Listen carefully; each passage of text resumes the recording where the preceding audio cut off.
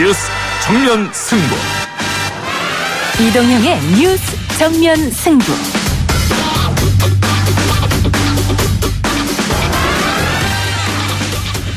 청취자 여러분 안녕하십니까, 이동형입니다. 쇄신인가 사당화인가, 자유한국당 황교안 대표를 향한 안팎의 우려가 커지고 있는 가운데 당 비상대책위원장을 지낸 김병준 위원장이 대구 경북 친박계 의원들을 정조준했습니다. 대구 경북 지역, 대구 지역을 보면 지난번 20대 공천이 굉장히 불공정한 부분이 많았습니다. 소위 이한구 위원장이 일방적인 공천을 해서 이런 불공정한 공천에 의해서 당선된 분들이 좀 물러나 줬으면 좋겠다. 인적 쇄신을 위해 이른바 이한구 공천을 저격한 김병준 전 비대위원장 1부에서 만나보겠습니다. 2017년 10월경 당시 민정비서관실 소속 행정관 A씨가 제보자로부터 스마트폰 SNS를 통하여 김기현 전 울산시장 및 그 측근 등에 대한 비리 의혹을 제보받았습니다. 동향들을 조금씩 갖다 수집하시는 분이 있어요. 정부의 고사 고발건 관련해가지고 이제 언론에 계속 나오니까 한번 이제 물어와가지고 제가 대답을 했고. 청와대는 비리 의혹을 제보받았다면서 청와대의 하명 수사는 없다고 했습니다만 최초 제보자로 알려진 송병기 부시장은 제보가 아닌 정부 요청으로 답했다고 했습니다. 그러면서도 시장 선거를 염두한 제보는 아니라며 양심까지 내걸었는데요. 관련 내용 최강병기에서 짚어보겠습니다. 남북은 지난해 9월 평양 남북 정상회담을 통해 조건이 마련되는 데 따라 금강산 관광 사업을 우선 정상화하기로 합의한 바 있습니다. 이 합의는 여전히 유효합니다. 김현철 통일부 장관의 말이었습니다. 가을 금강산은 풍악산, 겨울 금강산은 개골산이라 불립니다. 얼어붙은 남북관계로 우리 국민은 사진으로만 만날 수밖에 없는 금강산을 한국에 사는 외국인들이 최근 직접 다녀왔습니다. 외국인의 눈에 비친 금강산의 비경 어떨까요? 3부에서 직접 들어보시죠.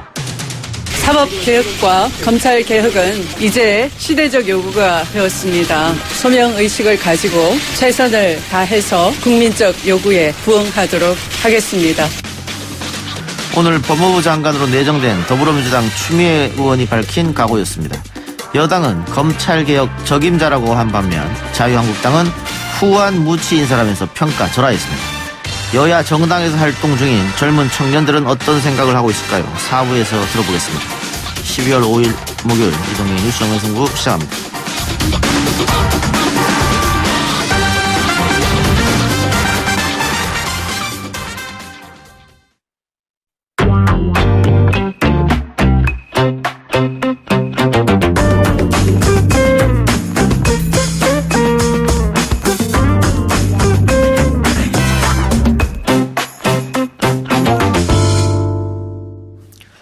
자유한국당 이야기 해보겠습니다.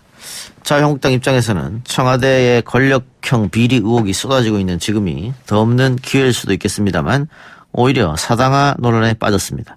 황교안 대표가 단식으로 얻은 것은 당 혁신이 아니라 당 사유하다. 김용태 의원이 했던 말이었죠. 자유한국당 비상대책위원장을 지낸 김병준 전 비대위원장은 오늘 SNS 글을 통해서 한국당이 왜 비호감 정당인지 알아야 한다. TK 이한국 키즈들은 이제 스스로 물러나라 일갈했습니다. 직접 연결해서 이야기 들어보겠습니다. 김병준 위원장님 나와 계십니까? 네, 안녕하십니까? 예, 오랜만에 통화하네요. 예, 반갑습니다. 어제 대구에서 출판 기념회 열으셨는데 그 지역에서 출판 기념회를 연 이유가 있을까요? 예. 제가 대구 수성갑 출마를 생각을 했다가 예. 이제 그 생각을 철회를 하고 접었습니다. 예. 그동안 적지 않은 분들이 고생을 하셨는데, 예. 서로 이제 위로연 겸, 예. 출판 기념을 하면서, 또다시 그럼에도 불구하고 대구가 굉장히 중요한 지역이다. 저는 출마를 안 하지만, 그런 이야기를 좀 전하고 싶고, 그랬습니다. 그래서, 정치인들 일체 초청 없이 저희들끼리 했습니다. 예. 그러면 대구로 나가지 않겠다는 생각은 여전하시네요? 예, 그렇습니다. 예, 그러면 당에서 요구하는 대로 나가겠다 이 말씀이십니까? 요구한다고 해서 다 나가는 거 아니고 저도 저 나름대로의 생각이 있지 않겠습니까? 예. 그래서 잘 맞춰 나가도록 하겠습니다. 예, 어쨌든 대구는 나가지 않겠다. 예, 그렇습니다. 험한 데로 간다고 했으니까. 험지로 나가겠다. 예. 아까 제가 위원장님 페북글을 잠깐 언급했는데 비호감도 60% 자유한국당을 의미한 것일 테고요. 인적 쇄신의 핵심은 TK다. 이한국 키즈들은 물러나라. 이한국 키즈들이라고 콕 집어서 이야기한 이유가 있을까요? 예, 지난번에 사실 우리가 보면 때로 이제 수시로 그 정부의 하는 행위를 정의롭지 못하고 공정하지 못하다고 우리가 공격을 하지 않습니까? 예. 그런데 이제 국민들이 묻기에 당신들은 심판할 자격이 있느냐? 예. 이렇게 이제 자유한국당에 묻고 있습니다. 예. 그래서 그 비호감도가 있는데 그 여러 군데를 출발점으로 잡을 수 있겠습니다만 사실은 지난번 20대 국회의원 공천 과정이 특히 TK 지역에서 친박공 논란을 빚었지 않습니까? 진박 마케팅.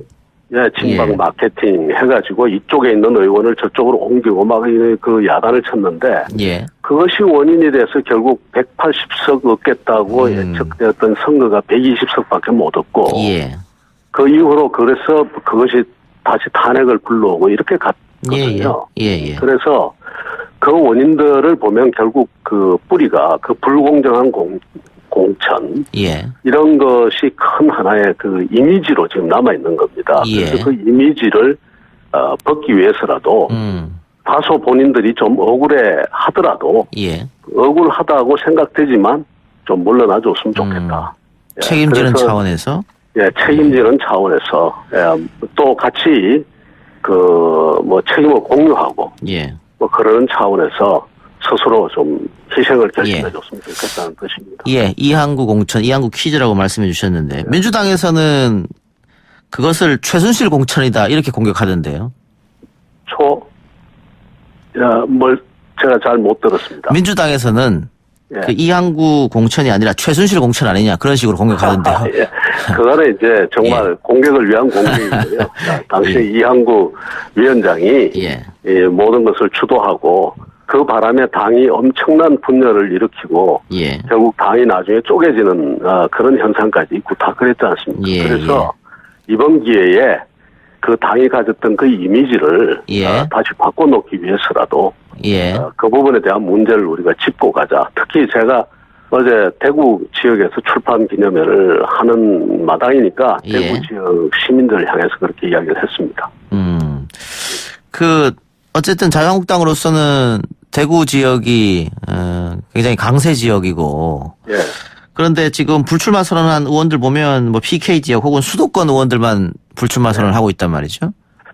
예, 그게 제가 안타까운 것이 정말 이제 인적 쇄신에 대한 원칙이나 그 기본적인 철학이나 이런 것이 당 지도부 차원에서 안 나오다 보니까 정말 좀 나가야 될 사람들은 안 나가고 좀 당에 남아있어도 괜찮다 아니면 당에 남아있어야 된다 싶은 사람들이 자꾸 불출마 선언을 합니다 지금. 이게 너무 안타까운 상황입니다. 그러다 보니까 이것이 국민에게 감동을 못 주고 있습니다. 그게 안타까운 거죠. 그런데 스스로 물러나지 않겠다고 한다면 방법은 공천 때 이렇게 배제를 한다든가 이 수밖에 없는데 그렇게 되면은 당이 또 분란으로 빠져 들어가는 거 아닙니까? 그러니까 분란이 일어나지 않도록 그쪽 지역 사회에서 영향력을 미치는 그 강한 영향력을 미칠 수 있는 사람들이 이 사람들과 협의를 해서 그 지역 사회 주민들이나 시민들을 설득해 나가면 감히 무슨 무소속으로 출마하겠다는 이런 생각도 못 할 겁니다. 또 상대적으로 좋은 분들을 모시면 되고요. 그 대구 지역에서 어쨌든 좀 계셨으니까 대구 시민들의 반응은 어떻습니까? 아까 이한국 공천이다 이렇게 말씀해 주셨는데 그런 거에 대해서. 오늘 저한테 직접적으로 저보고 무슨 나쁜 이야기를 그렇게 많이 하겠습니까만 오늘 만나는 아침에 종교 지도자들부터 시작해서 또 그다음에 그 지식인 그룹들 또 지금도 사실은 그 시민 그룹들을 만나는 중에 지금 전화를 받고 있습니다만 다들 잘했다고 그럽니다. 잘했다.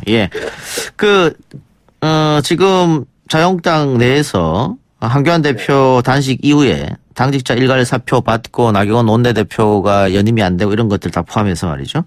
예. 황교안 대표의 친정체제가 강화됐다. 사당화 논란이 지금 일고 있거든요. 이게 어떻게 보십니까? 뭐 사당화라는 말은 쓰진 않겠습니다만 예. 친정체제가 강화됐다는 것은 뭐 확실한 것 같고요. 예. 또 그 다음에 그 친정체제가 강화되면서 좀 문제 해결 능력이 커지면 좋은데, 예.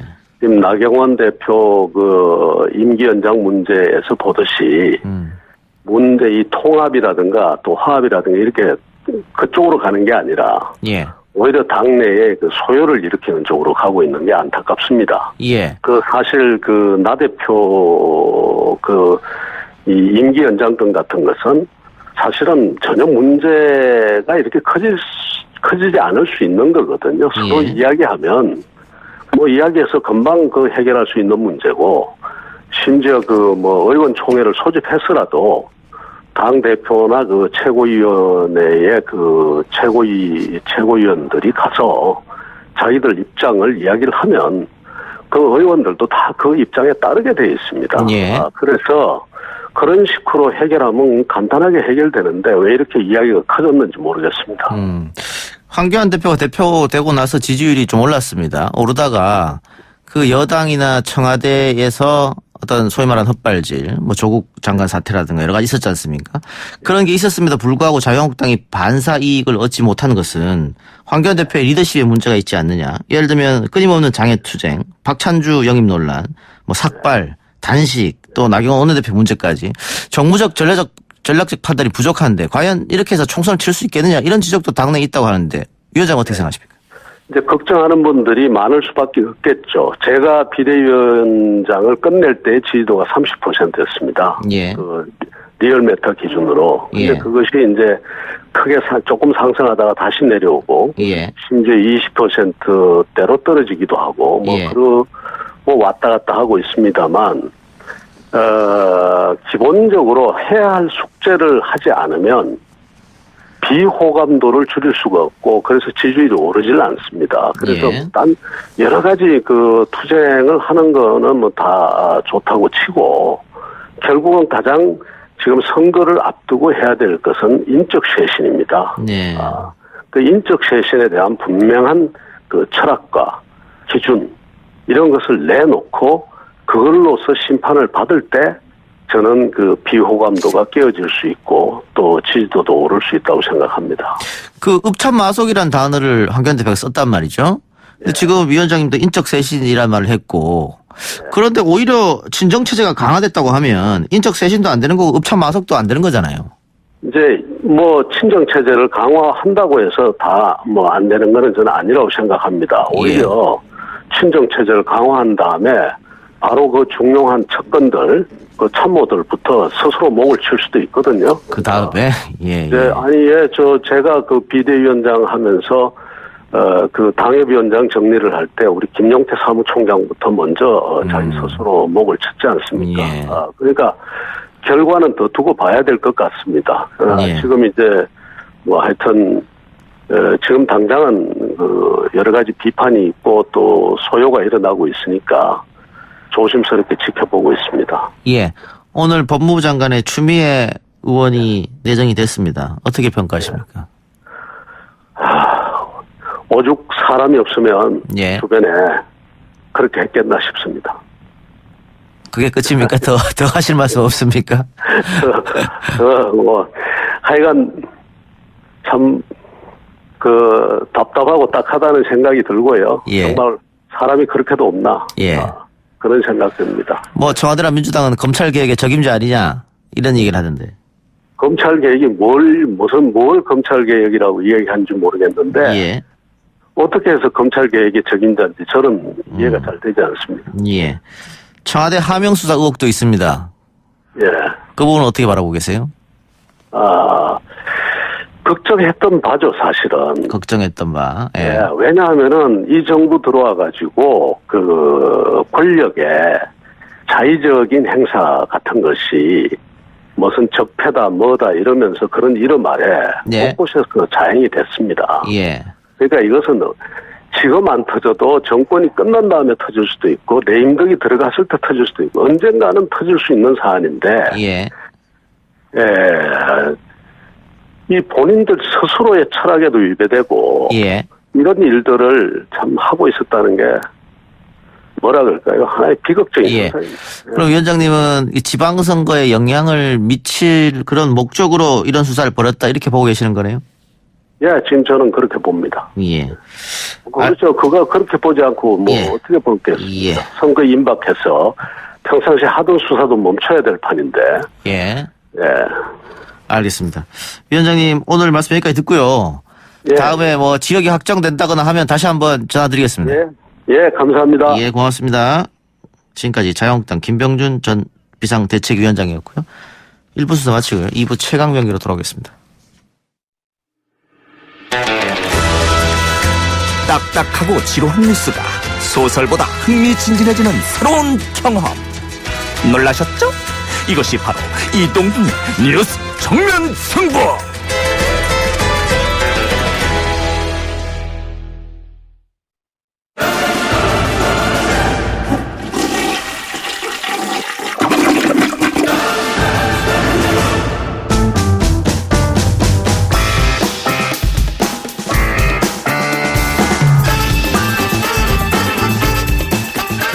최강병기 시작합니다. 오늘은 박지훈 변호사, 장영진 기자 나왔습니다. 어서 오십시오. 예, 안녕하십니까. 안녕하세요.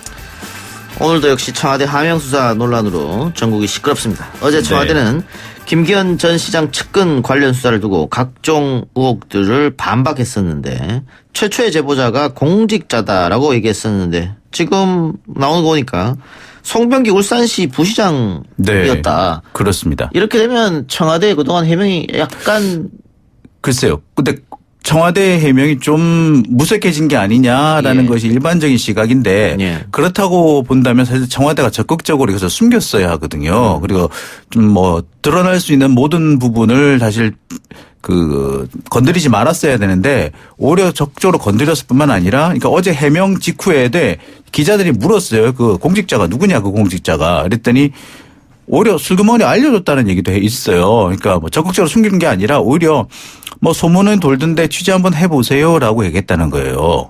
그렇다고 본다면은 나름 자신이 있는 부분이 있지 않느냐. 뭐 송병기 울산시 부시장이 그랬다라는 걸 직접 밝힐 수는 없었으나 나름 자신 있는 부분이 자체 조사를 통해서 어느 정도 확인이 됐다, 확보됐기 때문이 아닌가 이렇게 생각이 듭니다. 예.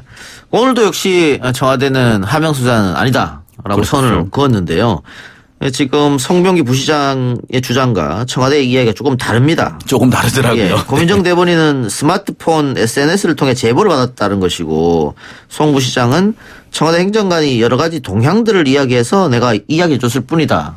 어떤 지금 송 부시장이 또 직접 입장을 밝히게 되는데 어떻게 된 거예요? 그러니까 행정관이 직접 그랬는지 이 부분도 사실 말이 조금씩 틀려요. 그러니까 처음 얘기하기로는 그 정부에서 정보를 수집하고 있는 정부 관련 사람이 와서 그 동향을 물어봤다. 그러니까 청와대 사람이 아니다라는 식으로 얘기를 했었어요. 처음에는. 그래서 그 누가 보더라도 그거는 이제 정보 관련을 업무를 담당하는 경찰관, 정보경찰관으로 제가 예측을 했었는데 또 얘기가 좀 달라졌죠. 그리고 SNS다 아니다 얘기도 있고 시점에 대해서도 2017년 12월 이고 뭐 청와대에서 밝힌 것은 2016년과 2017년 두 차례라고 했는데 2016년에 했을 때 또 이분이 또 밝히지 않으신 부분이 있어요. 그래서 이런 부분을 좀 더 자세한 이 사실관계를 좀 확인할 필요는 있어 보입니다. 예. 송병기 울산시 경제부시장은 송철호 울산시장의 측근이다 이렇게 알려져 있는데 송철호 시장은 최초 제보자에 대해 몰랐다. 모를 수 있었을까요? 그건 뭐 확인할 수가 없는 부분인데 오늘 입장을 봤을 때는 그 당시에 뭐 대부분 알려진 상황이었기도 하고 그렇기 때문에 그 당시에 청와대 그 행정관 그 사람하고 얘기하는 과정에서 나왔던 것이다. 뭐 그렇게 지금 얘기를 하고 있어요. 그리고 자기는 추후에 뭐 양심을 걸고 이거는 뭐 떳떳하다라는 취지로 네. 얘기를 하기 때문에 저는 이 부분 좀 얘기를 하고 싶어요. 하명이라는 말이 그냥 계속 나오거든요. 하명이든 아니든 뭐 이게 그렇게 중요한 일인지 모르겠어요. 근데 하명이라는 말을 여기도 걸고 반대편도 걸고 청와대도 걸고 검찰도 걸고 언론도 걸고 하니까 그게 가장 뭐 중요한 포인트로 됐다. 오히려 이게 무슨 범죄가 되느냐 안 되느냐 이거에 초점을 좀 맞춰야 되는데 그 부분은 좀 없어지고 하명이다 아니다. 그 얘기로 계속 가는 범죄가 되느냐 안 되냐. 그렇죠. 범죄 되기가 뭐 어려워요. 사실 저는 범죄가 있으면 조사하는 게 당연한 건데. 예. 어쨌든 검찰이 조사를 하고 있으니까요. 청와대까지 압수수색했으니까 검찰 조사 결과를 좀 지켜보죠. 네. 근데 지금 숨진 수사관의 휴대폰 이것을 이례적으로 경찰이 갖고 있는 것을 검찰이 압수수색해 갔다. 그래서 경찰이 부글부글 끓으면서 네. 격앙돼 있고 그래서 다시 역으로 영장을 쳐서 갖고 와라 다시. 그런데 검찰은 못 주겠다 또 이렇게 됐단 말이에요. 네. 그 사실은 그건 처음부터 힘든 일이거든요. 우리는 다 알다시피 영장의 최종 청구권자는 검찰입니다. 그것을 경찰이 검찰한테 신청하면 당연히 안 받겠죠. 근데 이거는 뭐 그것을 예상하고 했는 게 아닌가 생각이 들어요. 왜냐하면 이렇게 수사하던 거를 변호사건 수사하던 거를 검찰이 경찰한테 뺏어가는 압수수색은 사실상 없었거든요. 그러다 보니까 그거에 대한 어떤 반발심으로 되든지 안 되든지 간에 좀 주의를 환기시키려고 영장을 신청한 것으로 보입니다. 저는 검찰이 영장을 기각한 이유 부분도 조금 당황스러웠어요. 뭐라고 얘기를 하느냐 하면은 타살의 의혹이 없기 때문에 이걸 줄 수가 없다라고 얘기했거든요. 근데 타살의 의혹이 없는데 굳이 그것을 압수해서 가져간 이유는 또 모르겠습니다. 그렇죠. 이제 이런 부분을 볼 때 검찰 행보도 사실 앞뒤가 조금 맞지 않는 그런 부분이 있는 것 같아요. 예. 그런데 어쨌든 지금 경찰에서는 검찰이 뭔가 숨기려고 하는 게 아니야 이런 의심을 하고 있는 것 같은데. 그럴 수밖에 없죠. 그렇다면은 디지털 포렌식 할 때 참관뿐만이 아니고 나오는 자료를 같이 공유하는 그런 게 네. 필요할 것 같다. 네. 근데 문제는 이 휴대폰을 못 열고 있다면서요. 이 얘기를 참 이제 결국 보고가 됐으니까 하는데 저희도 이제 포렌식이나 특히 민사소송할 때도 이게 지금 문제될 수가 있거든요. 아이폰이 좀 안 되는 기계가 있어요. 기종에 따라서. 다 안 되는 건 아니고요. 지금 뭐라고 제가 말씀드리긴 뭐한데 요 기종이 안 되는 기종인가 봐요. 그러니까 네. 아이폰 기종 중에. 최근 뭐 아예 OS를 탑재한 경우에는 거의 안 된다고 최근 해요. 기종은 지금 안 되거든요. 근데 또 문제가 뭐냐면 비밀번호로 들어가야 되는데 비밀번호가 일정 시간이 지나가면 잠겨버려요. 아예. 예. 그래서 제가 봤을 때는 못 풀 가능성이 높아요 지금. 네. 그래서 저도 지금 휴대전화를 이거 바꿔야 어쩝니까? 되나 이러고 있습니다. 이래도 어떡합니까 이거 참. 네. 그러니까 안드로이드 같은 경우에는 자동으로 비밀번호를 계속해서 집어넣어서 네. 하면 되는데 아이폰 같은 경우에는 그렇게 자동으로 하다 보면은 계속 12시간 혹은 10회 이상, 12회 이상 틀릴 경우에는 아예 삭제돼 버리기 네, 때문에 아예 바뀌어 자동으로 버리니까. 그 프로그램을 넣지도 못하는 네. 것이고. 그거를 또 제가 알기로는 안으로 들어갔다 하더라도 포렌식도 쉽지가 않거든요. 예. 그것도 기기가 좀 달라가지고 이래저래 지금 아이폰이 확 막아버리는 상황이 돼버렸어요. 근데 유족들이 유리품을 돌려줬으면 좋겠다 이런 얘기를 했는데. 근데 어쨌거나 지금 뭐 검찰이 어떤 사유로 압수수색 영장을 청구해서 받아냈는지는 모르겠지만 영장이 있는 상태에서는 돌려받기가 쉽지가 않아 보입니다. 이것은 상당 기간 또 법정으로 다투든지 이렇게 해야 되는데. 저는 이 부분은 사실은 변사 사건이잖아요. 마지막 유품이라고 봐야 되거든요. 메모지하고 그 전화기 같은 경우는 이게 뭐 범죄 혐의가 없다면 최소한 이게 맞죠. 제 개인적 생각입니다. 이거는 메모지를 원본을 주고 사본을 가지고 오는 방법으로 검찰이나 경찰이 예. 그렇게 하고 전화기도 뭐 좀 그런 절차를 좀 바르는 게 오히려 이거는 뭐 범죄 여부를 떠나서 예. 도덕적이고 이런 부분에 예. 봤을 때는 예. 좀 가혹한 측면이 좀 있다고 생각이 좀 그러니까 많이 들어요. 만약에 이제 돌아가신 분이 피의자였다면 얘기가 그럼 다른데 다르죠. 이거는 참고인과 관계가 없는 사람이잖아요. 그리고 지금 현재 드러난 부분도 보면은 그 돌아가신 분이 뭐 하명 수사든 무슨 수사든 이 수사 관리 김기현 울산시장 관련 의혹에 전혀 관련이 없었다는 게 확인이 됐는데 네. 돌려주지 않고 있다는 거는 사실 검찰이 뭔가 숨기고 있다라고 해석을 하지 않는 이상 이 풀이가 이게 합리적으로 보고 설명이 안 돼요. 그러니까 유족들은 너무 가혹해요. 가지고 이랬는데. 예.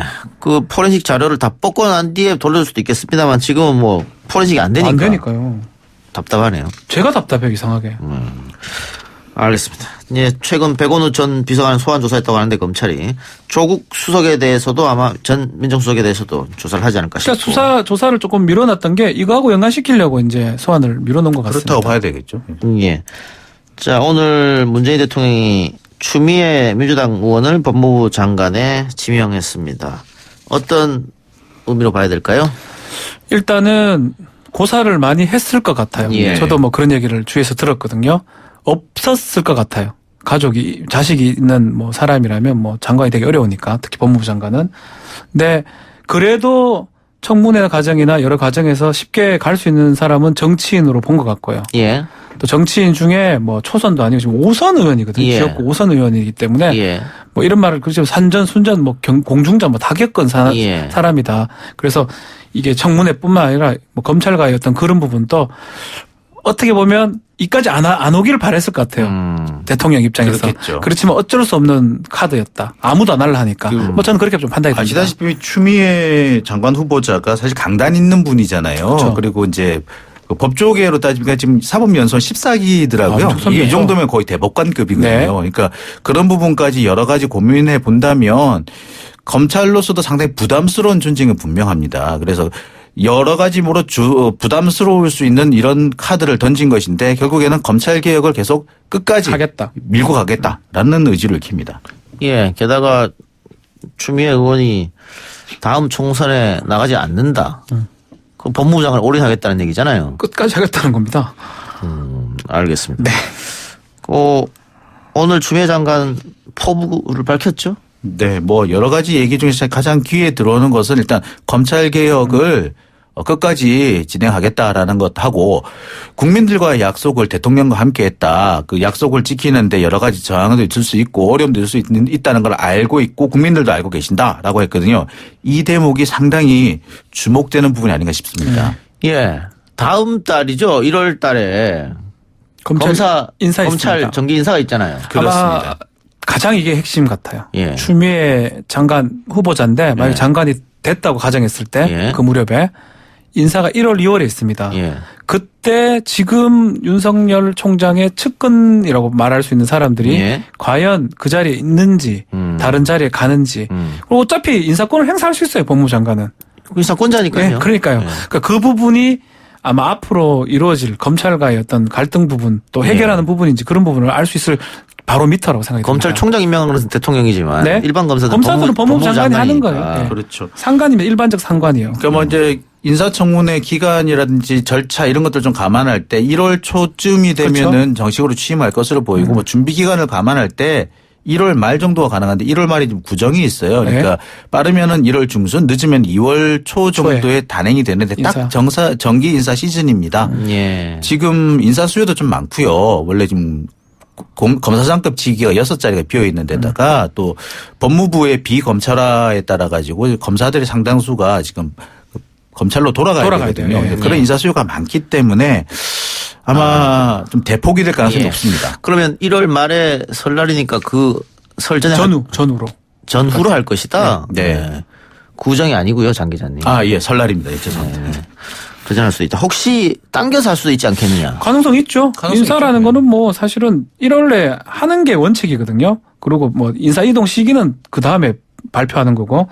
그래서 사실 지금 지난번에 이동했던 윤석열 그 총장의 핵심 측근들 그 사람들 자리가 지금 1년이 안 됐어요. 예. 과연 바뀌어질지 안 바뀌어질지. 아마 그게 관심거리일 것 같아요. 그 나머지 부분들이야 뭐 어차피 도는 대로 도는 거니까. 예, 그게 관심거리인데 만일 그렇게 인사를 했을 경우에 검찰 조직이 가만히 있겠느냐. 그럼 어쩝니까? 어쩌고. 인사권자가 한탄을 들고 어떡할 겁니까? 사실 그렇게 따지기 시작하면 끝이 없는 것이 윤석열 총장이 가장 그 대표적인 신복이라고 하는 사람이 한동훈 반부패 부장이요. 예, 반부패 부장 검사장이지 않습니까? 근데 이분 같은 경우에 사실 한 기수 뛰어넘어서 검사장 빨리 됐거든요. 그리고 검사장이 처음 되면은 고검의 차장 검사로 가는데 이분은 바로 또 대검 참모로 바로 돌아와 버렸거든요. 이렇게 여러 가지 자기들도 이렇게 파격을 거쳤으니까 사실 또 다른 파격 인사에 대해서 그다지 그렇게 반발하기에는 명분이 없다고 생각합니다. 알겠습니다. 다른 얘기 해봅시다. 노소영 아트센터 나비 관장이 이혼 소송 중인 남편 최태원 SK 회장에게 맞소를 제기했습니다.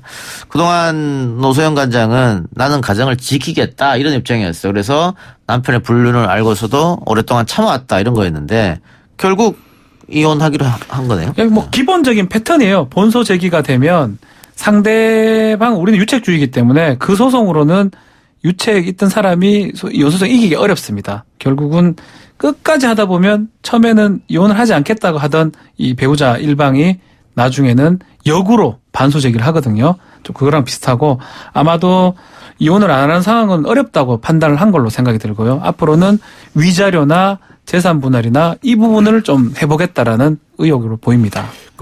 사실 판례를 보니까 그렇더라고요. 이렇게 이혼 소송을 몇 번 기각을 당했는데도 계속해서 내니까 한 서너 번째쯤 되니까 받아주더라고요. 그러니까 시간이 좀 많이 10년 정도 지나고 그래서 그렇게 본다면 이미 시간도 상당히 부분 지났다라는 점을 볼 때 더 끊는 것보다는 차라리 여기서 어느 정도 그 재산 분할이라든지 이런 부분을 챙기고 취하고 좀 마무리 짓는 게 좋겠다라고 판단했을 수도 있어요. 위자료는 뭐 3억 요구를 했는데 위자료보다 지금 핵심 쟁점 역시 재산 분할이다. 그렇죠. 1조 4천억 원대 재산 분할 요구. 어떻게 성립될까요? 미국 같으면 뭐 돼요.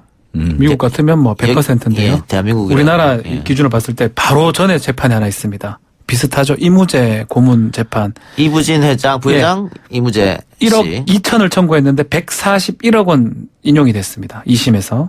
그래서 거의 뭐 졌다고 봐야 되겠죠. 금액이 큰 우리가 일반인이 봤을 때 큰 1조 돈이지만 2천억. 1조 2천억 요구했는데 1조 2천억을 요구했는데 141억 원이 인용이 됐거든요. 뭐 거의 뭐 졌다고 봐야 되는데. 근데 자 이렇게 봅시다. 그 이무진 케이스 같은 경우에는 결혼할 때 과연 재산이 얼마 있었느냐 이걸 볼 수 있는데 지금 노소영, 최태원 같은 경우에는 결혼할 때 굉장히 좀 이렇게 가치를 인정해 주지 않느냐 시작부터. 그래서 다르다는 거예요. 아마 최태원 회장 입장에서는 이무재 사건을 계속 부각을 할 건데 제가 봤을 때는 근본적으로 달라요. 유책 부분도 좀 달리 봐야 되고 특히 혼인 경력이 30년이 넘어요. 30년 그렇죠. 이상이 되고 또 우리가 계속 주목해야 되고 노태우 전 대통령을 뺄 수가 없습니다. SK가 어떻게 성장했느냐 뭐 이렇게 되는 거잖아요. 성경 때부터 다 나오기 때문에 그렇기 때문에 저는 조심스럽게 이런 좀 추측을 하고 싶어요. 1조 2천억 정도를 4천억 정도를 청구를 했는데 뭐 그걸 다 받기 위해서 하기보다는 결국 재벌 간의 이혼 소송은 거의 밀실 조정이 많이 되거든요.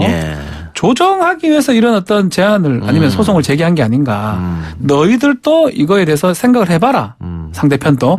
막 그런 어떤 의도로 반소 제기한 것으로 좀 보입니다. 제가 오늘 한 6분 정도 그 이혼 전문 변호사님들한테 전화해서 물어보니까 이 1조 4천억 원 정도를 전체를 다 바라는 건 아닐 거다. 청구할 수 있는 최대치를 청구한 것으로 보인다. 그렇죠. 그보다는 좀 낮아지겠지만 상당 부분 인정될 가능성이 높다. 이런 쪽으로 좀 흐르고 있더라고요. 근데 SK그룹 입장에서도 이렇게 1조 4천억을 요구했는데 말이 안 된다. 못 준다고 하면 그러면은 SK 특혜 의혹. 그래서 그 때문에 못하는 그렇게 거예요. 자꾸 얘기가 나오면 SK 입장에서 좋을 게 없잖아요. 그렇기 때문에 반소장은 소장만 냈지만 재판을 하게 되면 결국은 재판은 공개 재판이거든요. 결국 이유가 나와요. 왜 재산 분할을 이만큼 해야 되느냐. 그럼 30년 전으로 거슬러 가야 됩니다. 그럼 노태우, 성경 뭐 이런 얘기가 다 나오게 되는 거거든요. 그게 아마 부담스러울 거예요. 그래서 이 사건은 저는 10중 8구 재판으로 계속 가서 이무재 고문 사건 같이 이렇게 2심까지 가서 딱 드러나기보다는 중간에 조정 합의 과정을 거쳐서 국민들이 잘 모르는 상황이 되지 않을까 원래 생각합니다. 이게 상속 재산의 분할 대상이 안 되잖아요. 그래서 이제 그런데 이 상속 재산도 이게 장기간이 되면은 대상이 된다 그러더라고요. 근데 이부진 사장의 경우에는 이 상속받은 시기가 그렇게 많지 않고 사실 현재 그 이건희 회장이 어쨌거나 생존하게 계시는 거잖아요. 그러니까 이런 것들을 감안했을 때 인정할 수 있는 폭이 좀 좁았다. 알겠습니다. 어쨌든 40%를 요구를 했는데 협의를 거쳐서 30%가 되든 뭐 20%가 되든 어쨌든 SK그룹 지배구조에는 변수가 생길 것 큰 변수가 생길 것 같습니다. 저 요거 좀 잘 살펴봐야 되는 게 40%가 전체 40%가 아니라 재산 전체 40%가 아니라 그 SK의 주식의 40%. 그러니까 최태원 회장의 재산으로 하니까 한 26% 정도 나오더라고요. 어쨌든 간에요. 큰 변화가 생길 겁니다. 자, 군에서 사건이 또 터졌는데 박준 변호사 군에서 10년 근무했고 장영진 기자도 꽤 오래 했죠? 4년 했습니다. 4년 했으니까. 저희 장교 출신들입니다. 예비역대입니다. 예비역 소령입니다. 우습네요. 국군 정보사령부 소속 군인 2명이 탈북 여성을 성폭행했다. 이게 있을 수 있는 일인가 싶은데. 글쎄, 저는 이해가 안 가는 게 이게 탈북 여성이라고 하면 사회적 약자에 해당하고 소수자에 해당이 되는데 군인이 특히 이제 국군 정보사령부라고 하면 상당히 이제 엘리트 군인인데 사회적 강자에 속하는 거 아닙니까? 강자가 이렇게 약자를 사실상 약탈을 하는 셈이 되거든요. 근데 이런 일이 글쎄 벌어졌다. 특히 군인이 했다라는 건 정말 수치스러운 일이 아닌가 싶습니다.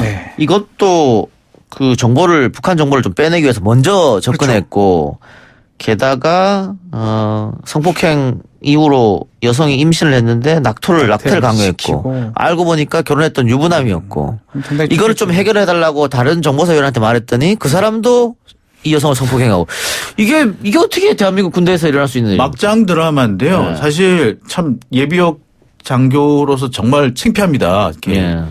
이런 일이 군대에서 있어서는 절대 안 되는 일이죠. 예. 그 군인 신분으로서는 해서는 안 되는 일이라고 생각하고 이게 이런 일이 있었다는 건 정말 글쎄요 이거 참. 그러니까 정보를 캐는 과정에서 통일부 공무원인 척 했다 접근했다가 나중에 알고 보니까 군인들이었고 일단 신분도 속였고. 예. 또 탈북 여성 입장에서는 담당 경찰관들이 있어요. 그 담당 경찰을 소개를 해주기 때문에 100% 믿었을 겁니다.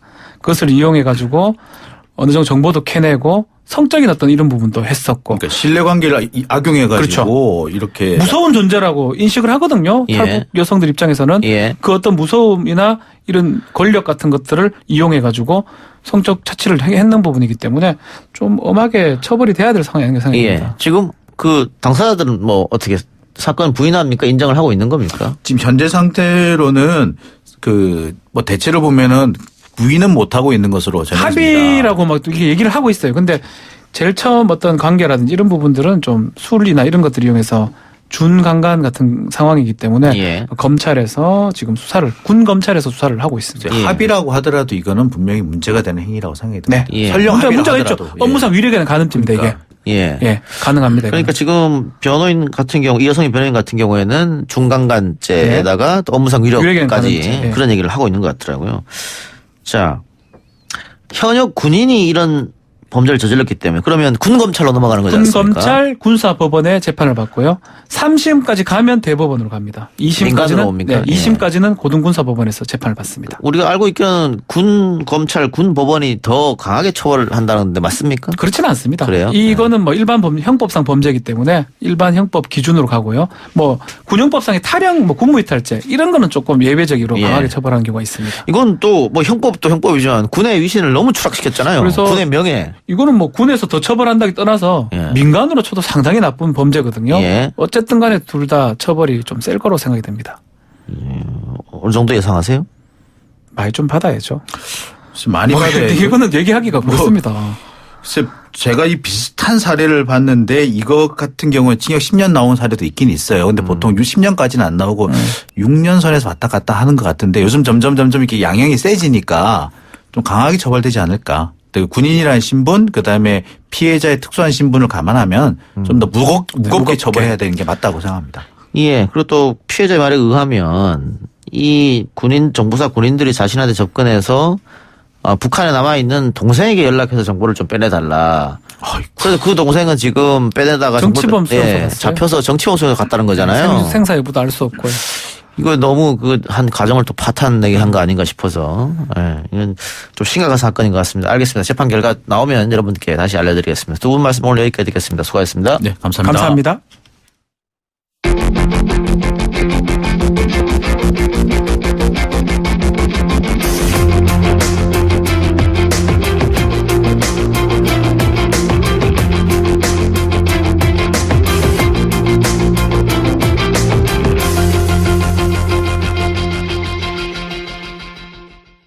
일, 2부 순서 마치고요. 6시 뉴스 듣고 6시 10분에 3부로 찾아뵙겠습니다.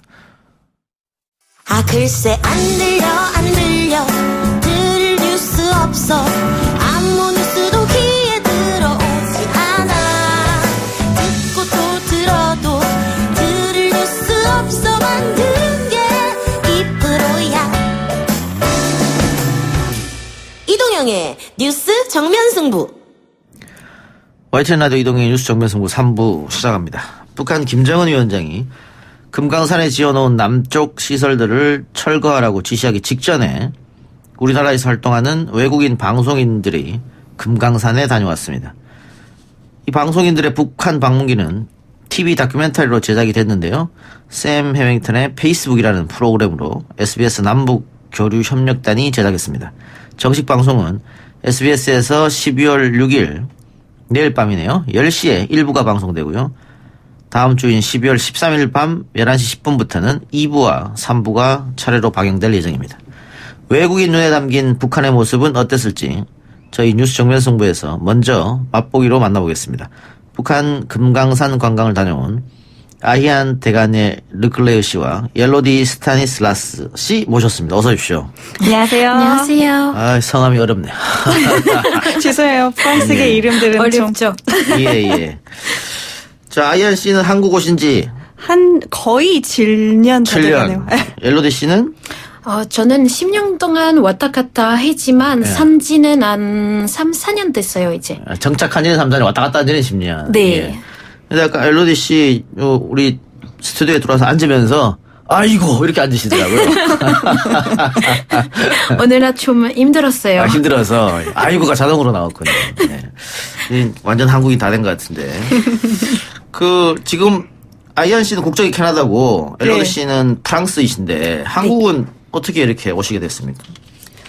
뭐 개인적으로는 언어가 좋아서 오게 된 거거든요. 한국말? 예. 어떻게 이쁘게 들렸어요? 예, 뭔가 영혼이 담아 있는 그런. 영혼이?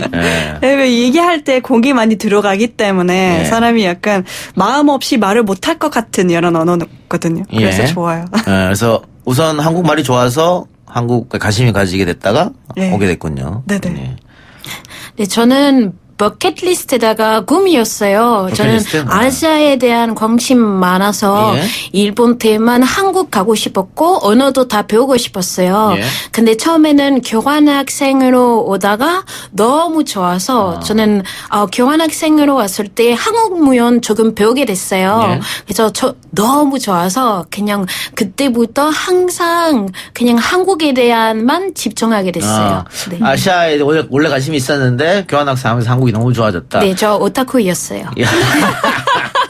그래 어쨌든 두 분 다 한국에 대한 관심이 남달라서 한국에 오시게 됐는데 이 노스 코리아에 대해서는 한국 오기 전에 어떻게 생각했을까 좀 궁금해요. 오히려 제가 여기 오게 됐을 때 13년이었거든요. 그때는 그 사이가 그렇게도 안 좋았잖아요. 나빴죠. 예. 그래서 왔을 때 부모님도 그렇고 친구들도 가지 말라. 위험하다. 위험하다. 남쪽을 똑같이 생각을 하니까 우리한테 들리는 뉴스는 나쁜 뉴스밖에 없으니까 예. 상상할 수 있는 것들은 전쟁이나 뭐 약간 무서운 것밖에 안 들리니까 조금 저도 그게 아쉬웠었어요. 대학교에서는 제가 직접 남북 둘 다 공부를 해서 그나마 저는 둘 다 약간 좋은 점 있을 거라고 생각을 하고 있었는데 예. 그렇지 않은 사람들은 그러면은 부모님들은 코리아라고 하면 아직 분쟁 지역이다 이렇게 생각하시는 모양이네요. 뭐 지금은 산지 좀 오래돼서 그렇지는 않지만 사람들의 저 한국에 가게 되면 코리아라는 그 단어를 쓰면 예. 그러면 북한이 가냐? 그렇게 물어봐요. 예. 처음에는. 예. 그리고 뭐 남한에 간다고 해도 안 무섭냐? 그래서 그 의식이 나의 똑같이 좀 남아있다. 예. 멜로디 씨는? 네, 비슷해요. 왜냐하면 사람들이 한국에 대한 하나도 모르니까 일단 프랑스에서 항상 두 나라로 생각해요. 그냥 한 나라로 생각하지 않고 북한이라는 나라 있고 그리고 남한 사우스 코리아라는 나라라고 생각하는데 근데 뭐가 뭔지 모르니까 제가 I'm going to Korea라고 하면은 다들 그냥 북한 왜 가냐고. 왜냐하면 그 당시에도 남한에 대한 정보 많이 없었어요. 알류는 그때 유행도 아니었고 그래서 정보 삼성도 그렇게 1등 아니었어요. 그래서 뭐 정보 많이 없었는데 TV를 통해서 볼 수 있었던 것은 그냥 북한에 대한 뭐 정쟁 이야기, 뭐 새로운 미사일 이야기, 뭐 큰 사건 있었을 때마다 알게 되니까 항상 뭐 북한 왜 가냐고. 그렇죠. 코리아라고 하면은 북한을 조금 이슈로 다루고 또 항상 나쁜 점 쪽으로 다루기 때문에 그렇죠. 코리아 전체가 한반도 전체가 좀 안 좋은 뉴스를 뒤덮인다. 요즘은 더 한류가 워낙 근데 좋으니까 좀 달라졌을 것 같아요. 그래서 요즘은 그냥 I'm going to Korea라고 하면은 나도 바로 가고 싶다. 나도 가고 싶다고 뭐 BTS 본 적이 있냐고 뭐 무슨 사인 받아달라고. 그렇죠. 이 BTS가 큰일 하는군요 아주. 맞아요. 삼성보다 더 큰일을 하는 거 같아요. 그렇죠. 알겠습니다. 북한에 두 분은 처음 다녀오셨을 테고. 그렇죠? 네, 맞아요. 처음이었어요. 이번에 다녀오면서 느낀 점이랄까요? 가기 전하고 갔다 온 후하고 좀 달라졌을 것 같은데. 처음에는 사실 개인적으로 아예 변경 갖지 말자는 의미로 갔는데 예. 그래도 뭐 지금까지 들었던 게 있으니까 저도 모르게 조금 경제를 하고 갔던 것 같아요. 근데 도착을 하자마자 사람들이 너무 따뜻하게 미소를 지면서 인사도 하고 따뜻하게 대해줘서 그게 나 너무 견제했던 거구나. 나는 그래도 사람은 사람이구나라는 느낌이 들었던 것 같아요. 그래요? 아마 프랑스 사람이라서 그런지 우리는 좀 유럽에서 뭐가 가난한 나라들 아프리카에서 다른 나라의 행복을 확인해야 한다고 아니면 우리 판단해야 한다고 이런 것 좀 있어요. 그래서 이상하게 가기 전에 제가 그 민족이 행복한지 제 스스로 판단하고 싶다라는 생각을 많이 들었어요. 예. 근데 여행하면서 그리고 갔다 왔을 때 내가 왜 다른 나라의 행복을 평가를 하고 싶냐고. 어떻게 나는 다 같은 인간인데 정말 어이가 없었더라고요. 그래서 저한테 실망 많이 했고 근데 또 많이 컸어요. 제가 깨달게 된 게. 네, 갔다 와서 많이 성숙해졌네요. 네. 예. 그래요. 지금 보니까 판문점 북한 판문점이죠. 네. 금강산 평양 지하철도 탔어요? 네, 탔어요. 예. 원래는 사람들이 아예 3개 가는데 우리는 5개나 갔어요. 네, 5역. 5 정거장을. 네. 정거장을 나왔어요. 그 한국 지하철이랑 어떻게 다르던가요? 사실은 거기 그 독일에 썼던 지하철을 그대로 거기서 쓰고 있어요. 그래서 아예 거기 가는데 우리 중에 한 명이 독일 사람인데 뭐지? 이게 우리나라 거 약간 역사에 나왔던 것 같은 건데 독일에 쓰던 거를 중고를 갖고 왔군요. 사가지고. 팔렸는지 졌는지는 그것까지는 모르겠는데 거기서 그렇게 그대로 쓰고 있더라고요. 그럼 거기 독일어도 막 적혀 있고 그래요? 전철 내부 안에? 그런 건 없었고. 글씨는 없었던 것 같아요. 예. 지금은 사실은 글씨 많이 쓰는 건데 옛날에 그냥 그 기계 자체를. 그 평양 시민들하고 같이 지하철을 탔습니까? 네, 얘기도 하고. 얘기도 했어요? 네, 제 옆에 어떤 남자, 고등학생이었나 봐요. 책 읽고 있었어요. 그래서 너무 궁금해서 물어보고 싶었는데, 다행히 같이 있었던 분이 직접 말을 걸었어요. 그래서 조금 영어 저랑 조금 얘기는 했는데, 또 역에서 기다리고 있었을 때, 학생들이 저한테 인사도 해주고. 그냥 한국말로 하면 되잖아요. 영어 쓸 필요가 뭐 있었어요? 그쵸. 근데 얘네들 좋아서 약간. 어직하던데. 쓰게 만들고 싶었었던 것 같아요. 그냥 저도 영어 할 수 있는 게 좀 자랑하고 싶었어요. 아예 프랑스 사람 좀. 근데 그렇죠. 그 지하철에 대한 이야기할 때 저는 항상 이렇게 이야기해요. 약간 북한이라는 게 몰랐으면은 아마 두바이 지하철이라고 그냥 상상할 수 있었어요. 왜냐하면 너무 고급스럽고 우아하고 럭셔리한 느낌이 나고 안에도 되게 모자익은 사이즈 되게 큰 모자익이 있어가지고 그런 느낌 났어요. 모자익은 뭐지? 벽화인가? 예. 벽화도 많이 있었고 지금 유튜브 보이는 라디오로도 지금 이 방송이 나가고 있는데 두 분이 찍어온 금강산 있다고 하는데 보이는 라디오에서 한번 보여주시고요. 금강산은 어땠습니까? 금강산 아예 사실은 산으로서 보면 아예 캐나다의 산 같아. 외국에 간 느낌이었고 근데 우리나라에 볼 수 없는 그 물이 지금 보이는 라디오로 나오고 있는데 에메랄드 색이네 완전히. 네, 완전 옥색이에요. 옥색. 그래서 거기 그거 되게 이상해요. 왜냐하면 북한 가서 이런 풍경 볼 수 있다니. 당연히 산도 있고 예쁜 풍경 볼 수 있을 건데 근데 여기서 물이 너무 깨끗해서 물고기도 없어요. 사실 못 살아요 거기. 너무 깨끗해서. 네. 그러면 이런 거네요. 바위라든가 기암이라든가 단풍이라든가 이런 것은 한국에서도 볼 수 있는 풍경인데 물은 거기 아니면 못 본다. 네, 그리고 또 그 공기도 맑고 돌아다니면서 아예 그렇게 쉬운 길은 아닌데 숨 차지는 않았어요. 너무 그렇죠. 그냥 아예 폐를 아예 온전히 잘 쓸 수 있게끔 좋았어요. 정말 혹시 금강산에서 하룻밤 묵었어요? 아, 거기 그 산 말고 그 지역에서 묵었는데, 예. 좋았어요. 시설이 오히려 남한 펜션 같았어요.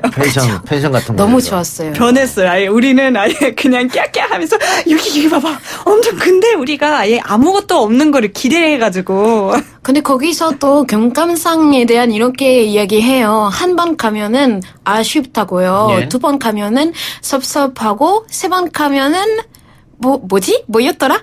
잊지 못한다고? 잊지 못한다고. 네. 그런 세 게 번째 있어요. 기억 안 나요. 근데 확실히 이번에 겨울 때 갔으니까 다른 계절에 가고 계절에 싶다. 가면 어떨까 싶어요. 너무 아름다울 것 같아요. 너무 아름다웠다. 봄에 가고 싶다, 봄에. 봄에. 그래요. 산 올라가는데 어렵진 않았어요? 저는 산 올라가는 게 좋아하는데, 우리 에로디 씨는. 좀 힘들었어요. 네.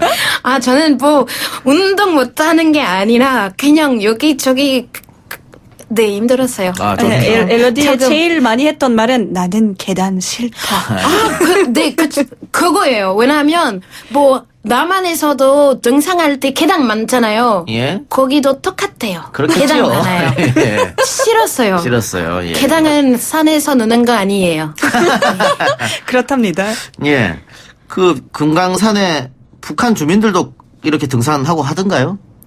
못 봤어요. 근데 그게 아마 우리한테는 아예 관광객의 코스만 가는 게 아닐까 싶기도 하고. 근데 또 그 아내분들이랑 이야기하면서 금강산은 자기 직업들 때문에 몇 번 와봤지만 평형적으로 그냥 더 가까운 산을 가는 편이에요. 그래서 네, 북한 사람들도 등산 되게 즐겁게 한다고 네, 들었어요. 자, 평양 시내에서 또 인민의 나라 집단체조. 그런 집단체조는 처음 보셨죠?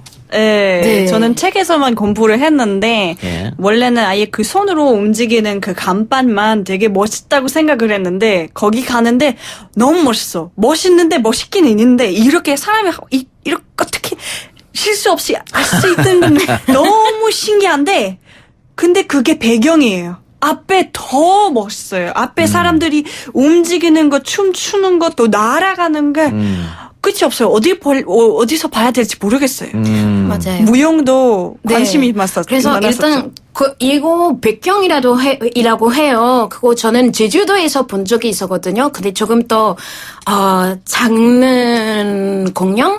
거기 제주도에서 축구 되게 유명해서 그 고등학생들이 똑같은 식으로 응원단 만들어요. 그래서 그때 이미 대박이다, 대단하다고 생각했는데 여기서 한 100배 더 컸어요. 100배. 그리고 완전 피카소도 못하는 작품이었어요. 그래서 10만 명이 하는데 다 학생이에요. 네. 전문가도 아니고 학생. 아, 10만 명 공연을 가서 봤어요? 그 백형 거기 이거만 하는 거. 그 다음에 그거 앞에서 공연들 있어요. 예를 들어 우리 가야금 공연도 봤는데 거기서 한 1000만 몇 개였는지 기억 안 나요. 근데 가야금들이 이렇게 한 번에 드는 게 너무 아름다워요. 그래요. 저도 꼭 한번 보고 싶네요. 저번 나중에 보세요. 예. 기회가 좀 됐으면 하는 생각이 될 거예요. 예. 평양시와 서울시를 비교하면 어떨까요? 서울이랑 그냥 평양도 어쨌든 대도시니까 깨끗하고 깨끗하고 또 사람의 조금 마음의 여유가 있다 보니까 여기는 조금 사람이 바쁘게 정신없게 지내니까 지나가는 사람 한 명 한 명이 약간 신경 안 쓰려고 하는 건데 거기서는 우리가 지나가면 눈이 마주치면 이상하게 인상 쓰지 않고 그냥 보고 이렇게 손 흔들어주고 손을 흔들어주고 웃어주는데 너무 마음이 뿌듯했어요. 사실은 대도시 살다 보니까 그런 경험 많이 없어. 전 세계에 가도 인사 잘 안 하죠. 네, 다들 바쁘게 그래서 사니까. 그거 제일 많이 했어요. 인사. 그냥 사람 볼 때마다 인사하고 웃어주고 그래서 또 받으니까 또 인사하고 너무 좋았어요. 근데 아마 조명도 여기 서울에서 네온판도 많고 조명 되게 이런 조명 되게 많아서 정신이 없어. 눈이. 그렇죠. 좀 정신이 없는 편인데 북한 특히 평양은 되게 뭐 밤에 어둡고 그리고 그냥 어떻게 아담한 분위기도 있다고 아담한 분위기도 있고. 할까요? 그래요. 네. 음식은 어땠을까요? 평양냉면 먹어봤어요? 냉면을 먹어봤죠. 네.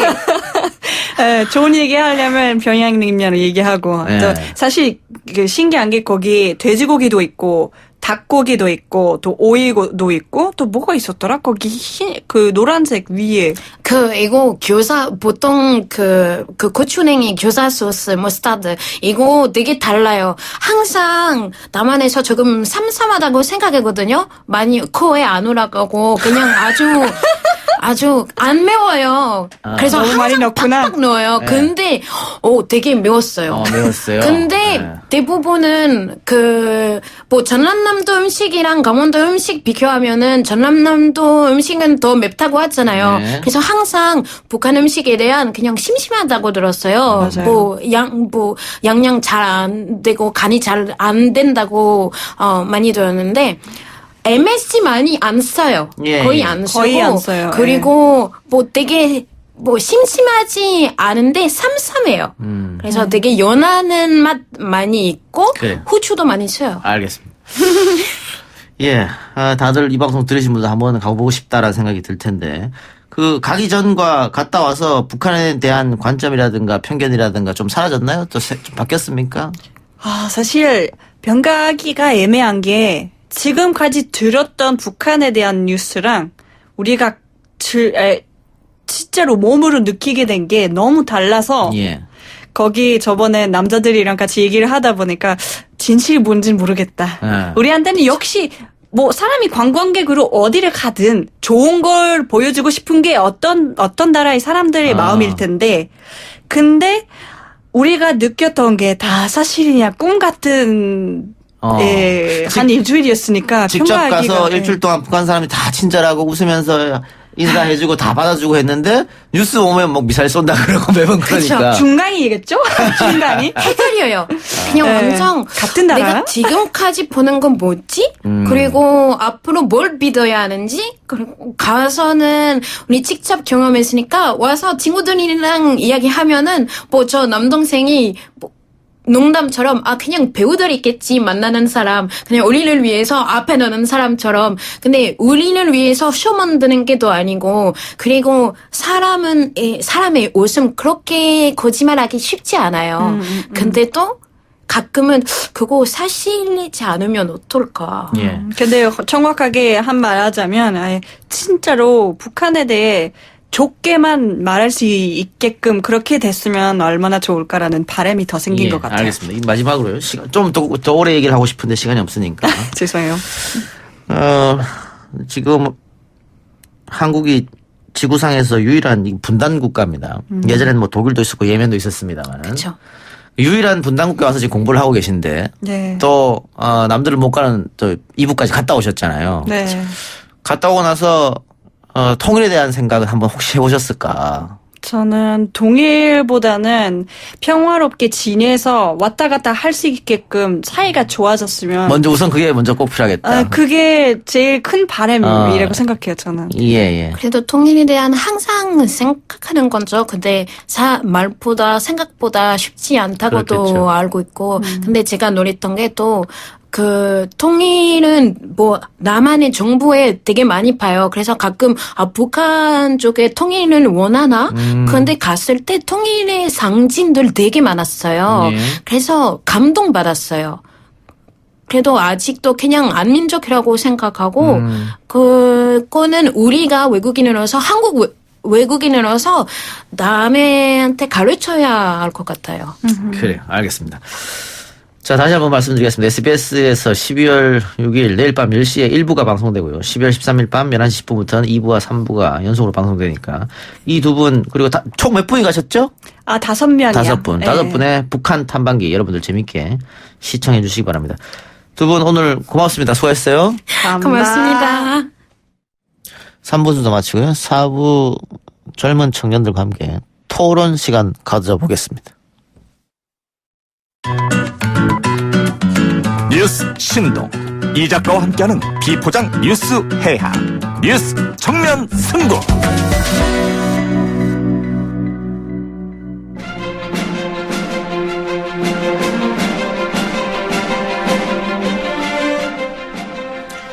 YTN 라디오 이동희 뉴스 정면 승부 4부 시작하겠습니다. 젊은 정치인들의 생각을 매주 들어보고 있죠.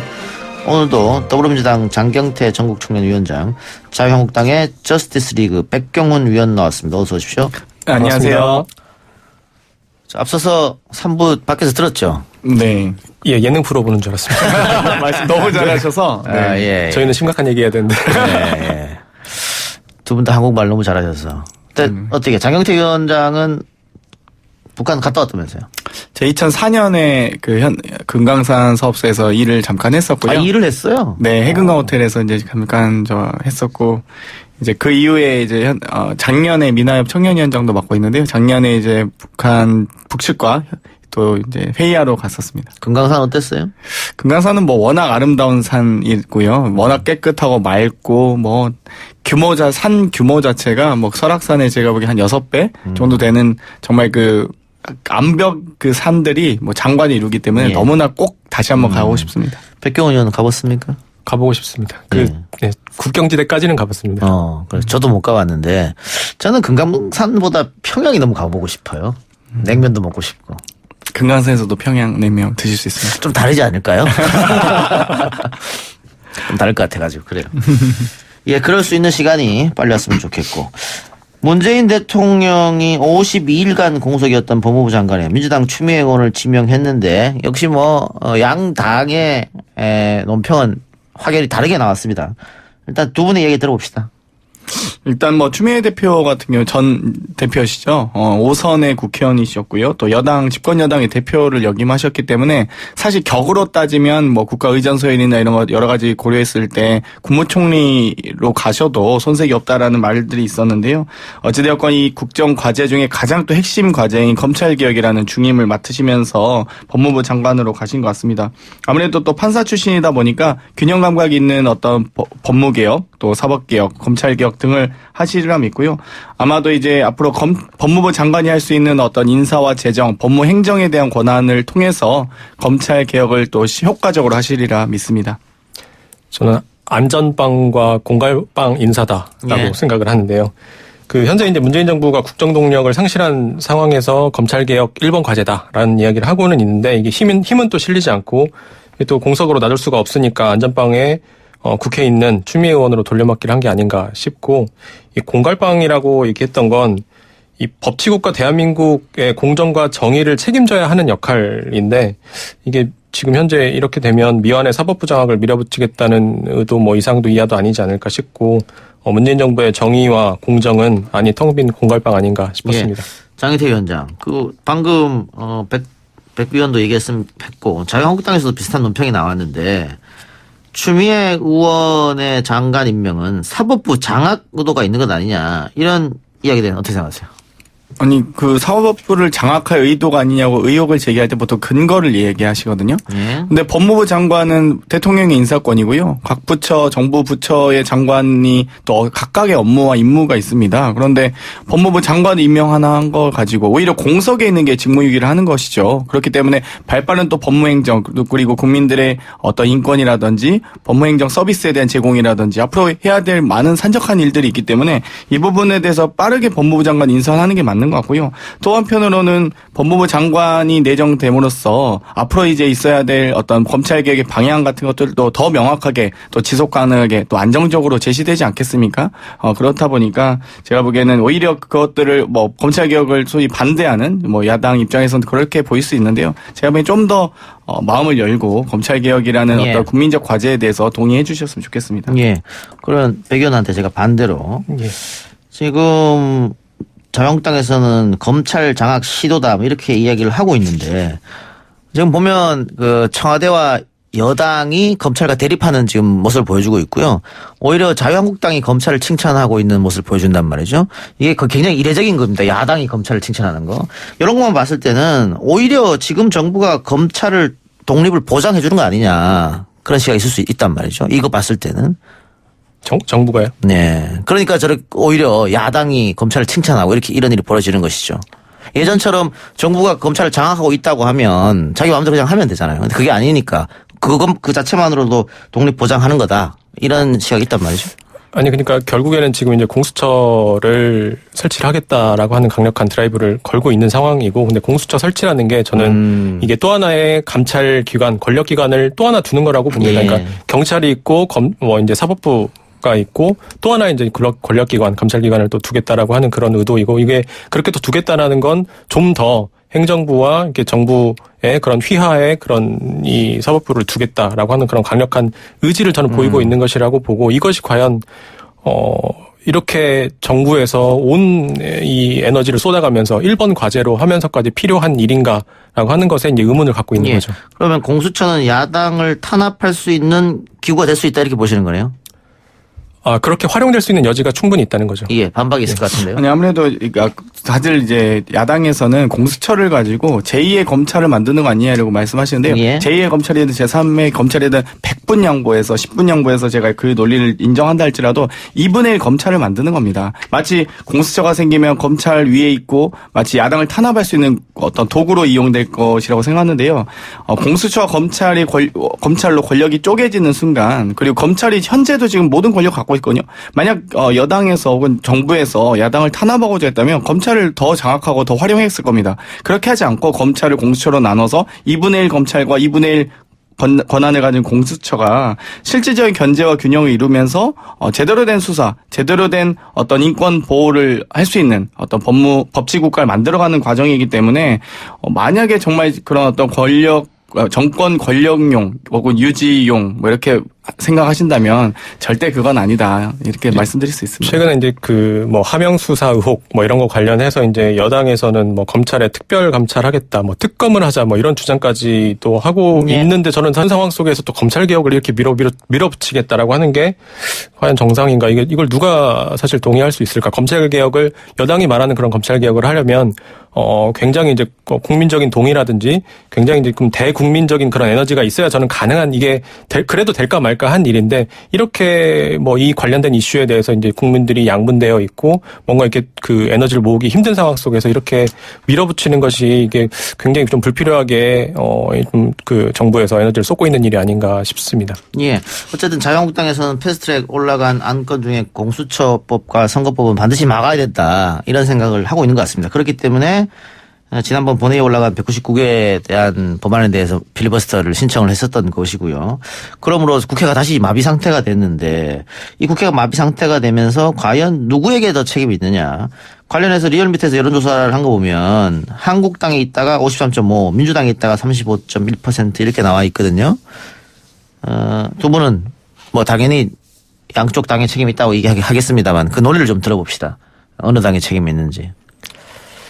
저는 지금 저희가 이렇게 목도하는 정치에 대한 진통, 이런 게 우리 정치가 쌓은 총합이라고 생각을 합니다. 지금 이 자리에서 민주당 탓이다, 한국당 탓이다라고 얘기하는 건 되게 좀 너무나 좀 뭐라 해야 될까, 좀 겉만 핥는 일이라고 생각을 하고요. 이제 물론 지지부진하지만 그럼에도 불구하고 이제 그런 정상궤도 안에서 우리가 한 걸음씩이라도 나아갈 수 있도록 해야 하지 않나 싶고, 이런 현재 이렇게 쌓여있는 그 여의도 캐슬을 이렇게 깨부수는 게 저희처럼 젊은 정치를 하겠다는, 또 미래 정치를 하겠다는 사람들의 역할이지 않나 싶습니다. 근데 그런 건 다 좋은데 그 합의한 비쟁점 법안은 통과시켰어야 되지 않느냐. 그거 빼고 필리버스터 해도 됐지 않느냐. 사실 저도 그렇게 생각합니다. 예. 특히 백 의원 같은 경우에는 더 안타까운 게 청년기본법, 한국당의 당론 1호 법안이었거든요.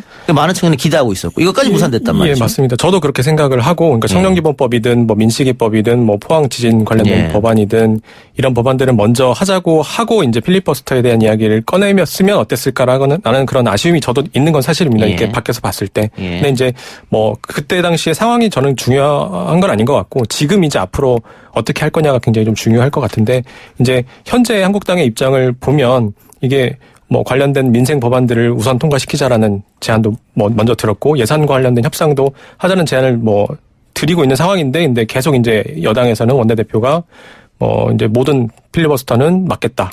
하면 안 된다라는, 해라 말하는 식으로 이렇게 이야기를. 철회하고 난 뒤에 얘기하자, 뭐 이거죠. 뭐 자꾸 이렇게만 얘기하니까 이제 뭔가 이 원내대표가 사실, 그러니까 여당의 원내대표가 좀 이 협상의 룸을 좀 만들어줘야 되는데 그 룸이 좀 안 만들어지고 있는 상황인 것 같습니다. 일단 저는 2016년 혹은 15년 12월부터 있었던 정개특위에서 이미 선거제 개혁이라든지 개헌 관련된 사안이라든지 이미 2년여 가까이 논의하고 나서 2018년 3월에 개헌안도 발의했었습니다. 물론 또 2017년에 모든 대선 후보와 개헌에 대해서 2018년에 지방선거 때 하자고 했었는데도 불구하고 자유한국당은 거기에 대해서 약속을 지키지 않았습니다.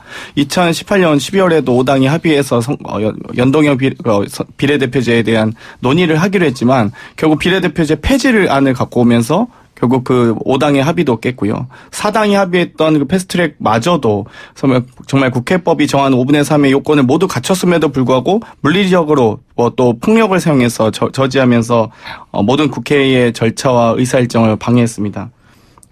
저는 그것도 정말 어떤 쟁점 사안에 대해서 그렇게 했다는 것을 또 10분 혹은 100분 양보하더라도 어찌되었건 비쟁점 법안에 대한 199개 모든 법안에서 필리버스터 신청하셨거든요. 민주당도 쟁점 법안에서 필리버스터 신청했던 적이 있습니다. 테러 방지법 같은 경우는 했지만 그렇게 필리버스터 하고 나서도 결국 그 법안 통과시켰거든요. 근데 결국 자유한국당이 본인들이 발의한 50개 법안에 대해서도 필리버스터 신청하셨고요. 정말 민식이법, 하준이법, 청년기본법, 또 18세 참정권까지도 정말 모든 이 청소년들의 미래까지도 가로막는 이런 정치 행태는 테러 정치 혹은 폐륜 정치라고 생각합니다. 제발 저는 자유한국당 분들이 혹은 그 국회의원께서 정말 좀 제대로 된 국민들을 살피는 혹은 최소한 국민들을 다 살피지 않더라도 청년과 아이와 청소년들을 생각하는 정치 해주셨으면 좋겠습니다. 자꾸 말의 정치, 말꼬리 잡기 정치가 계속되는 것 같은데, 근데 지금 아까 말씀드린 것처럼 현재 그 민생 관련된 법안들을 처리하자고 하는 입장이고 예산안과 관련해서도 협상을 하자는 입장인데, 다만 이제 그럼 협상할 수 있는 그런 여지들이 자꾸 만들어져야 되는데 자꾸 이게 말의 정치만 계속되다 보니까 이게 뭐 전혀 진전이 안 되고 있는 상황. 아니 술 마시고 나서 운전대 잡았는데 음주운전 아니다. 혹은 담배에 불 붙였는데 뭐 흡연한 거 아니다라고 말씀하신 거니. 그럼 그 비쟁점 법안에 필리버스터 신청하시면 안 됐죠. 예, 알겠습니다. 자. 그럼 앞으로는 어떻게 할 것이냐. 백 의원이 이제 계속 강조하는 그런 부분인데, 강성 지도부가 조금 물러났거든요. 이제 나경원 원내대표. 그러면 새로운 원내대표단이 들어오면, 그러면 이제 협의한 여지는 좀 있을 것 같지 않느냐. 예를 들면, 지금 패스트트랙 올라가 있던 것은 나경원 지도부에서는 원천적으로 부정했거든요. 절대 협상도 하지 않겠다였는데, 그렇게 협상을 하지 않으면은, 안건 올라간 대로 또 통과될 수밖에 없으니까. 그럼 협상을 해서 우리들의 안을 좀 내놔야 되지 않느냐. 이런 말이 또 한국당 내에서 있는 것 같아요. 예, 말씀하신 것처럼 이제 새로운 원내대표가 또 나오면 또 다른 그런 여러 가지 이제 여지들이 저는 생기지 않을까 싶은데, 근데 지금 한국당이 어쨌건 여러 가지로 좀 뭐라 해야 될까 좀 복잡한 상황인 건 사실입니다. 그 상황 속에서 어찌 보면 이제 이 대한민국을 이끌고 있는 제1여당, 그러니까 여당과 제1야당의 그런 이 마차가 같이 가야 하는데, 근데 이 협상의 과정들에 있어서 이제 지금 현재 이제 야당의 상황을 사실 이제 여당도 모르는 게 아닌데 자꾸 이제 뭔가 밀어붙이듯이 관련된 그 필리버스터를 철회하지 않으면 안 된다라는 말만 자꾸 되풀이하니까 이게 자꾸 협상의 여지가 잘 안 생기는 것 같습니다. 네. 한국당이 조금 이따 다시 제가 여쭤보기로 하고요. 네. 대통령 지지도가 오늘 나온 조사에 의하면 약간 올라갔거든요. 그러니까 오히려 지난주보다 올라갔는데, 그건 아마 아까 우리가 지금 이야기하고 있는 한국당이 그 국회 마비 책임에서 벗어날 수 없다. 그것 때문에 반사이익을 얻은 측면이 있는 것으로 지금 분석이 되고 있습니다. 그런데 이 유재수 감찰 무마 사건, 김기현 하명 수사 사건이 없었다면 지지율이 더 올라갔을 텐데 이 문제가 지금 터짐으로써 민주당과 청와대가 약간 곤혹스러운 상태다. 그리고 감찰 무마나 하명 수사가 맞다고 한다면 지금 아직은 의혹 상태이니까요. 이것도 문재인 정부에서 계속 주장하고 있는 공정, 정의 또 위배되는 거 아닙니까, 이거는? 아니죠. 저는 절대 이 첩은 어쨌든 그 어떤 사정기관, 권력기관에서 공무원으로서 공직자로서 활동하는 과정에서 본인 만약에 청와대가 민정수석실을 직접 수사했다면 그건 정말 문제일 겁니다. 예. 예전에 과거 우병우 민정수석 때가 좀 떠오르는데요. 그렇게 하지 않고 이건 좀 이런 얘기들이 있는데 이런 정보가 있는데 좀 경찰에서 수사권이 있는 경찰에서 한번 검토해 보시라고 이첩을 한 것이기 때문에 정법의 절차를 따랐다고 보고요. 다만 여기 과정에서 검찰 행태가 좀 더 전 문제라고 봅니다. 예. 예를 들면 지금 이미 이첩했던 것 2017년 8월에 본청으로 넘겼고요. 10월에서 12월 사이에 또 10월에서 그 본청에서 또 울산지청으로 12월에 넘어갔고요.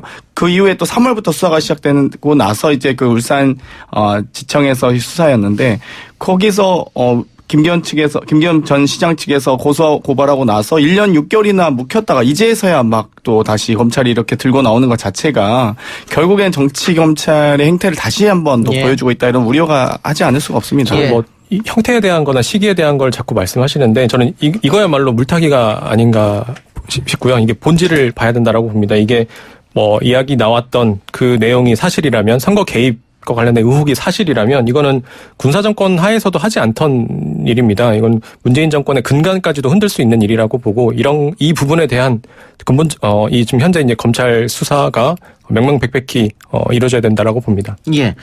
선거 개입일 수도 있다. 아니다. 정당한 절차였다. 이첩한. 뭐 이렇게 나뉘는 것 같고. 유재수 감찰 무마 건은 어떻게 보세요? 일단 뭐 감찰 무마에 대해서는 좀 더 밝혀져야 된다고 보는데요. 예. 어찌되었건 이 소위 여기 과정에서 이 유재수 이제 현재 부시장이죠. 이분이 이제 금융위 재직 당시에 어찌되었건 이 감사 과정에서 어떤 비위들이 좀 있었던 것 같고요. 거기에 대해서 분명히 이제 민정수석실에서는 당연히 그 비위 사실에 대해서 금융위에 통보한 상황입니다. 그리고 그 금융위원회에서 자체적인 인사권을 발동해서 이 사안에 대해서 정리한 상황이기 때문에 만약 뭐 범죄 행위가 있다면 당연히 수사를 통해서 명명백백히 밝혀져야 된다 보고요. 예. 하지만 이 과정에서 당연히 그 수사권도 없는 만약에 민정수석실이 나서서 수사했다면 그것도 예. 문제 아니겠습니까? 수사권이 없었기 때문에 검찰로 넘기든지 아니면 사표를 받으라고 공고하든지 두 가지 그렇죠. 사항이 있었는데 그중에서 정부적 판단을 했다 이 오히려 말씀이네요. 금융위에 저는 또 예, 이첩을 예. 잘했다고 생각합니다. 알겠습니다. 나서지 않아야죠, 청와대는. 예. 자, 그리고 자유한국당에서 지금 나경원 원내대표 연임이 불가되면서 당이 지금 조금 분쟁이 있는 것 같습니다. 그러면서 황교안 대표가 사당화를 하려고 하는 거 아니냐. 자기 측근들만 좋은 자리 주려고 하는 거 아니냐. 이런 논란이 있는데. 이게 뭐 언론에서 자꾸 이렇게 프레임을 만들어 놓고 이렇게 끼워 맞추기식으로 내용을 넣는 게 아닌가 싶기도 합니다. 그러니까 예. 이게 단식 이후에 여러 가지 이제 구상을 이야기하셨는데 예. 그 중에서도 이제 인적 쇄신에 가장 이제 큰 목소리를 내고 있는 것으로 알고 있습니다. 근데 당직 인선과 관련해서는 뭐 여러 가지 이제 해석들이 있을 수는 있지만 저는 이제 그게 굉장히 좀 지엽적인 부분이라고 보고요. 결국에 이제 이 혁신과 쇄신을 어떻게 매짐할 것이냐 이거는 이제 결국에는 선거 그리고 이제 공천의 그런 결과가 어떻게 나올 것이냐를 일단 봐야 된다라고 봅니다. 이제 그런 부분에 있어서 이제 인적 쇄신에 있어서는 굉장히 강한 의지를 가지고 있고 이 관련해서는 이제 공천에 대한 결과로 우리가 같이 이야기를 나눠봐야 될 필요가 있지 않을까 싶습니다. 근데 이제 걱정되는 것은 황교안 대표가 어쨌든 뭐 인적 쇄신, 읍참 마속 뭐 이런 얘기 단어를 꺼내면서 여러 가지 하고 있고 반대로 뭐 김세현 의원이라든가 김태흠 의원이라든가 또 비박계 의원들은 지금 사당화 하려고 한 거 아니냐 이렇게 강하게 붙었단 말이죠. 이렇게 강하게 붙었을 때 과연 그 약자라고 불리는 청년들이 우리 목소리도 좀 들어주세요. 할 수 있는 공간이 있을까 이런 걱정이 좀 들어요. 근데 이제 아까 말씀드린 인적 쇄신의 다른 이름이 저는 이제 새롭게 이제 젊은 인재들이 들어가야 된다라고 하는 그런 이제 맥락이라고 보여지고요. 그런 맥락에서 이제 자꾸 이제 그런 이 한국당 안에 이 젊은 청년들이 들어갈 수 있는 저는 룸을 만들려고 하고 또 만들어질 것이다라고 보고 있습니다. 근데 다만 아직 부족한 것이 많이 있는 게 사실이고 말씀해 주신 것처럼 좀 더 강한 채찍질이 좀 필요한 게 사실입니다. 또 다른 한편으로 봤을 때 저는 이제 민주당이 좀 더 많은 노력을 해주시고 있는데 더 많이 노력을 해주셨으면 좋겠는 게 이제 민주당에서 이제 최근에 이제 관련해서 청년들 관련한 이런 여러 가지 정책이나 뭐 제도 뭐 이런 것들 저희는 총선 때도 총선 기획단에서 청년 후보 지원에 대한 7가지 안도 마련하고 마련하고 싶었는데 싶지만 그런 맥락의 이야기들이 자꾸 나오니까 이제 또 사실 한국당에서도 많이 자극을 받고 있는 건 또 사실입니다. 그런 것들이 같이 이루어졌으면 좋겠습니다. 두 분 말씀 여기까지 듣고 다음 주에 또 더 많은 얘기 나누죠. 수고하셨습니다. 감사합니다. 3부에서 언급한 여론조사는요. 리얼미터가 오마이뉴스 의뢰로 지난 3일 전국 19세 이상 성인 9,349명에게 접촉해서 최종 501명의 응답을 받았습니다. 응답률 5.4%, 무선 전화 면접 및 무선 유선 자동응답 혼용 방식이었고요. 표본오차 95% 신뢰 수준의 플러스 마이너스 4.4%포인트였습니다. 저는 내일 뵙겠습니다.